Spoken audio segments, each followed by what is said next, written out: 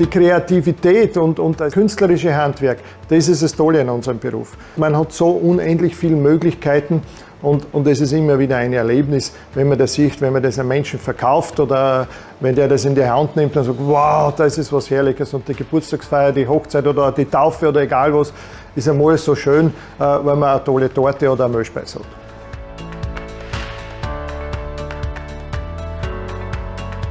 Unseren Betrieb gibt es seit 1993, gegründet von meiner Frau Uli und mir.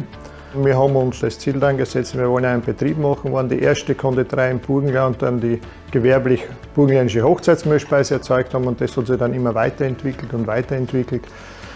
Und haben zu den burgenländischen Hochzeitsmehlspeisen diverse Motivtorten oder auch Schwarzwälder Joghurt und solche Geschichten auch gemacht. Brauttorten natürlich war ein großes Aushängeschild. Und was mein Liebkind immer schon war das habe ich in der Lehre gelernt, also Lebkuchen. Im 2000er Jahr haben wir dann ein Kaffeehaus gemacht, damit die Leute wirklich auch sitzen können, einen Kaffee genießen können, wo man mit ihnen plaudern und diskutieren können.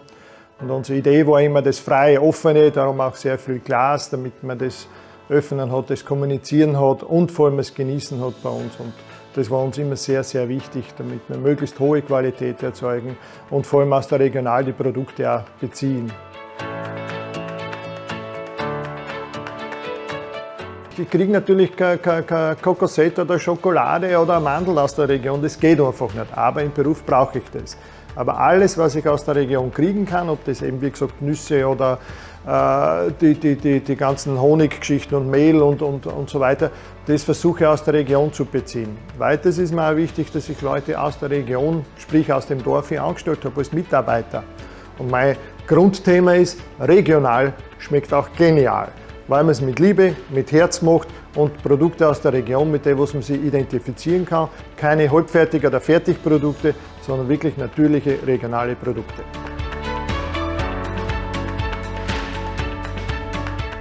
Es geht einfach nicht so günstig. Erstens einmal, weil wir aus der Region nicht die billigste Ware einkaufen, sondern ein Qualitätsprodukt einkaufen, das Rohprodukt. Und zum anderen, meine Leute kriegen auch dementsprechend bezahlt. Ja, und nicht irgendeine Industrieware mit Billigstarbeitern oder sonst was, sondern das ist jedes Stück Handwerk.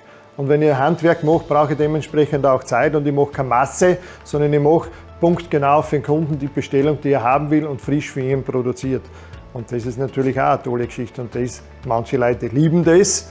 Eigentlich lieben es alle, nur zahlen will es nicht jeder. Das ist die andere Geschichte.